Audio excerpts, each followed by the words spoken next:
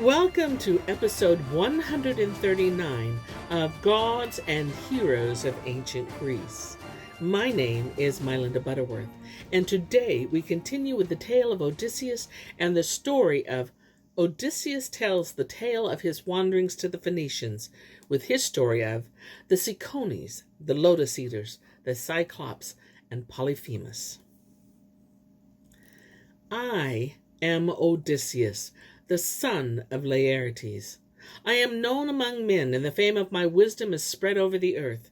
My country is the sunny island of Ithaca, in the midst of which rises the wooded mountain Neriton. Scattered in the sea around Ithaca are many smaller inhabited islands. Same, Dulichium, Zacynthus. My country is rugged, and it rears vigorous men. But everyone thinks of his own native land best and sweetest. And now listen to the tale of my unfortunate journey home from Troy. The wind carried me from Ilium to Ismarus, the city of the Cicones, which I sacked with my friends. We killed the men and divided the women and other spoils among us. My advice was that we leave as quickly as possible, but my companions were less cautious and insisted on lingering at their revels. In the meantime, those Cicones who had fled at our coming had won allies among their comrades farther inland, and now they fell on us as we sat at the banquet. There were too few of us to resist them. They defeated us. 6 men from each of our ships lost their lives in the city. The rest of us escaped death only by frantic flight. We steered toward the west, but our hearts were sad for the friends we had lost. And then Zeus sent a tempest from the north. Earth and sea were wrapped in clouds and darkness.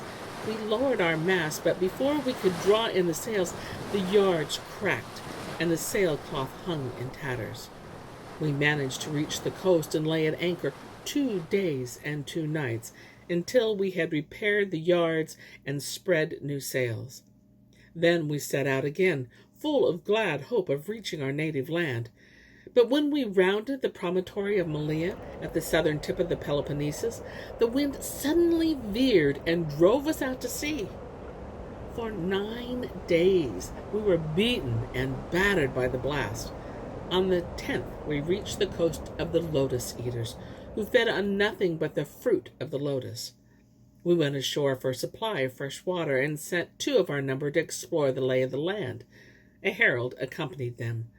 They happened on the assembly of the Lotos-Eaters and were courteously received by this generous people, who did not dream of doing us harm. But the fruit of the lotus which they gave our envoys had a strange effect on men. It is sweeter than honey, and whoever tastes of it wants to remain in that country forever and refuses to return home. We had to fetch our comrades back to the ship by force while they wept and struggled. In the course of our further journey, we came to the cruel and savage people of the Cyclopes. These do not work the land, but leave everything to the gods. And actually, everything grows there without plowing or sowing wheat, barley, and vines bearing huge clusters of heavy grapes. Zeus sends gentle rains and blesses the soil. The Cyclopes have no laws and hold no assembly. They live in vaulted caves on the top of rocky mountains. Each leads his life with his wife and children, just as he pleases, and no one pays any attention to his neighbors. A short distance from the land of the Cyclopes, a wooded island lies in the bay. It serves as a pasture for wild goats, which breed there, untroubled by the huntsman. No human being lives on it, and the Cyclopes, who know nothing of the art of shipbuilding, cannot cross to it. Men could make a fruitful place of this island, for the ground is very fertile.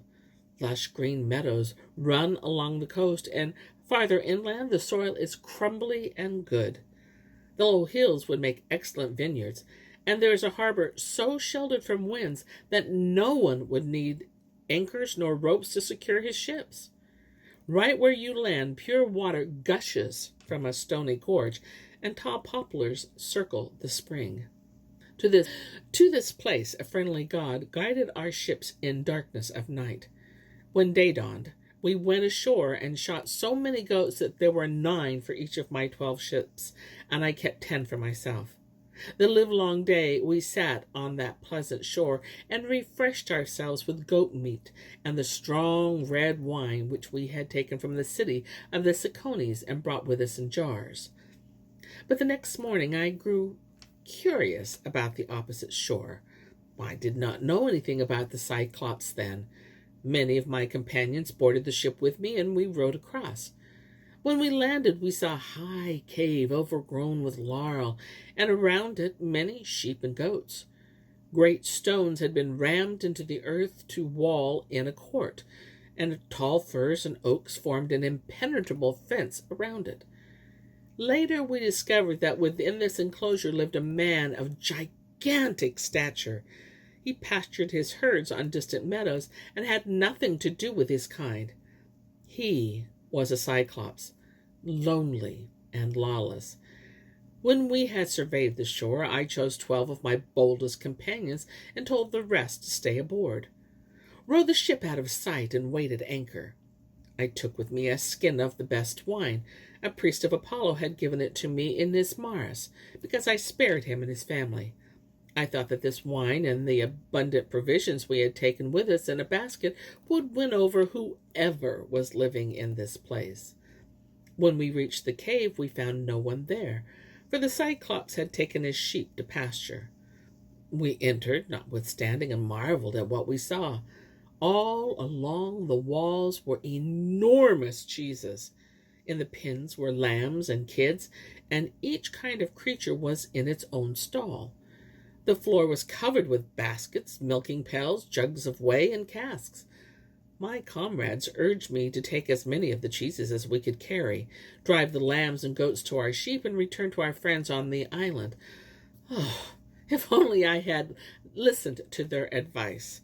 But at that time I was eager to find out who inhabited the cave, and I wanted to receive a gift from my host rather than leave with stolen goods. So we fit a fire and made an offering. Then we ate a little of the cheese and waited for the master of the house to return. At last he came. On his massive shoulders was an enormous load of dry wood, which he had collected to cook his evening meal. He threw it on the ground, and the crash was so great that it startled us, that we hid in the farthest corners of the cave. We watched him drive in those of his herd he wanted. The rams and the he-goats had stayed in the outside enclosure, and now he closed off the entrance with a tremendous rock. 22 four-wheeled wagons could not have budged it from its place. After that he sat down at his ease, milked the ewes and the she-goats, let the little lambs and kids suck at the udder, curdled half the milk and placed it in wicker baskets. The other half he poured into large vessels, for this was his daily draught. When he had finished his work, he poked the fire. Now he spied us in our distant corners. This was the first time we had a good look at him. Like all Cyclops, he had a single flashing eye in the middle of his forehead. His legs were like trunks of 1,000-year-old oaks, and his arms and hands were big and powerful enough to play ball with blocks of granite. "Who are you?" he thundered at us in his great, rough voice. "Where have you come from? Are you pirates, or what trade do you ply?" Our very hearts trembled at his roaring, but I managed to collect myself enough to say, "We are no pirates. We are Acheans on the way home from the war of Troy, and we have lost our way on the sea. We come to beg your protection and help. Fear the gods and hear us, for Zeus is the patron of suppliants and avenges any wrong done to them." But the Cyclops only burst into hideous laughter. "You are a fool, stranger," he said. "You do not know the men you are dealing with. We are concerned with gods and their vengeance. What do the Cyclops care about the thunder and the rest of the immortals put together? We are mightier than they. Unless my own heart pumps me to mercy, I shall spare neither you nor your friends. But first of all, tell me where you have hidden your ship. Where have you cast anchor? Is it nearby?" This was a shrewd question, but I was ready with a shrewder reply. My ship, I told him, was smashed on the cliffs of this island by Poseidon the Earthshaker. These 12 men and myself are the only ones who escaped destruction. The monster said nothing in reply. All he did was put out his huge hands, grab 2 of my companions, and dash them to the ground so that blood and brains splurted through their shattered skulls. Then he chopped them up for his evening meal and satisfied his hunger like a lion devouring his prey in the mountains. And he ate not only their flesh, but their entrails as well, and he crunched their bones to the marrow. All we could do was lift our hands to Zeus and lament this awful crime. After the giant had filled his belly and quenched his thirst with milk, he threw himself on the floor of the cave to sleep. And now I prepared to have at him, to thrust my sword into his side between his midriff and lever, but I quickly gave up that idea, for how could this have helped us? Who could roll the enormous stone from the mouth of the cave? We should all have died a miserable death. So we let him snore on and waited for the dawn in fear and trembling. When the morning came, the Cyclops rose, fanned the fire, and did his milking. Then he reached for 2 more of my companions and ate them for his breakfast while we watched in speechless terror. After that he drove his well-fed herd out of the cave. He himself went last and put the stone back in its place, as one puts the lid on a quiver. Finally, he whistled shrilly to his beast and strode off with echoing tread. We remained behind, and each thought of how he might be next to die.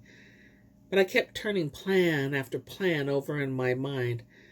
At last, I hit on a scheme which I thought might work. Beside a sheep pen lay the Cyclops' mighty club. It was of green olive wood, and he was waiting for it to season before carrying it out with him. In length and thickness it was like the mast of a ship. From his club I split off a staff about 6 feet long. My comrade smoothed it for me, and then I sharpened it to the point and hardened it in the fire. The staff I carefully hid in a pile of manure at the side of the cave. Then we cast lots as to who was to help me pierce the monster's eye while he lay asleep. The lot fell on the 4 bravest, those whom I myself would have chosen. Here is where I end my tale for today. But I'll be back with more tales, many more tales. Until then, my friends, enjoy the journey.